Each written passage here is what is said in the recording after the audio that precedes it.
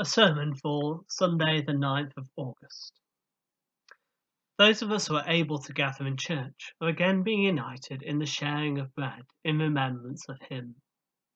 We are longing for the day when all our sisters and brothers who have not yet been able to join us in church will be with us again to share this meal.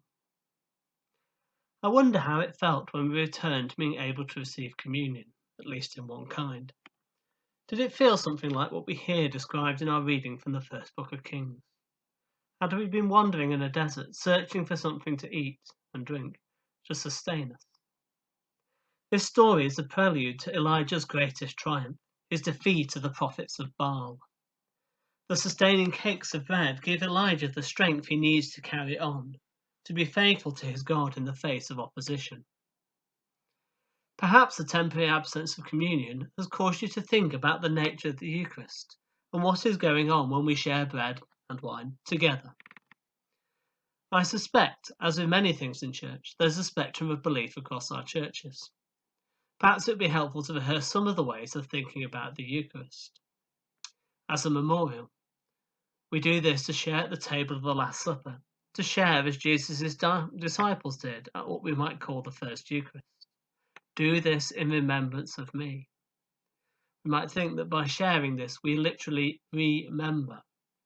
We who act as Christ's hands and feet in the world, and by receiving the sacrament are strengthened in this role. We are already servants of Christ, and He dwells within us. By receiving our communion, we strengthen something which is already within us. Perhaps we might think about elevation, interpreting communion as being a moment or an experience where we as the believer are elevated towards heaven, to glimpse the divine presence and so be involved. Maybe we think about it as the real presence. For some, we may hold the theology of Jesus being truly present in this bread and wine, that the bread and wine become holy through the prayers of the priest, and we who have been admitted into the fellowship of the church are blessed by receiving God present in this bread and wine. How we receive. Does it matter where we receive our communion? Is it different to receive communion as part of a congregation on a Sunday morning to receiving communion later in the week, perhaps saved from an earlier celebration? Sadly, at present, we're not in a position to be able to take communion out in this way, but I hope for those who are missing this that we will return soon. It's not my purpose in preaching about this to tell you the right answer. As with many things in faith, we will only know the answer at a much later point.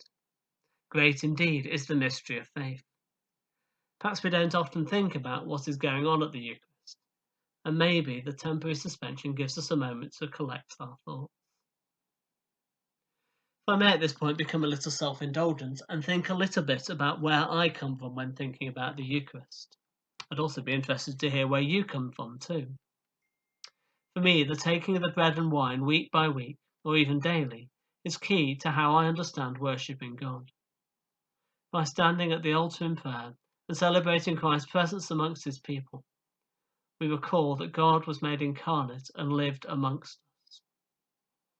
The various altars of these parishes at which I week by week offer prayers to the communities which I serve. I bring the prayers of the people into the presence of God. This is why I continue to celebrate communion throughout lockdown. By doing so, I understood that I brought the needs of the world in prayer into the presence of God in the elements of the Eucharist. For me, this is the heart of worship.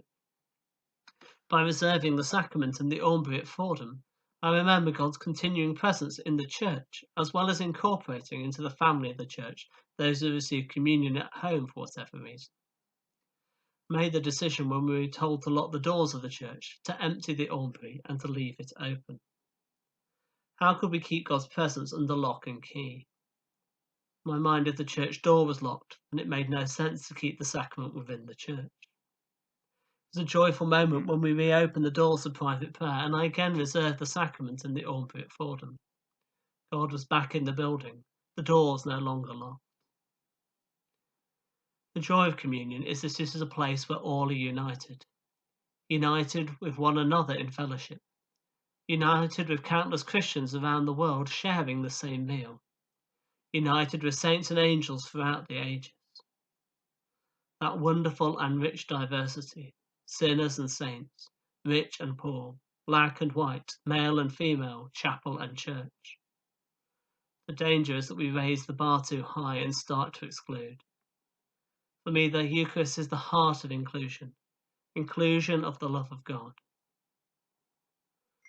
However we approach the bread and wine, whatever we think is happening, through it we are fed with the bread of life, and those who eat of this bread will never be hungry. Amen.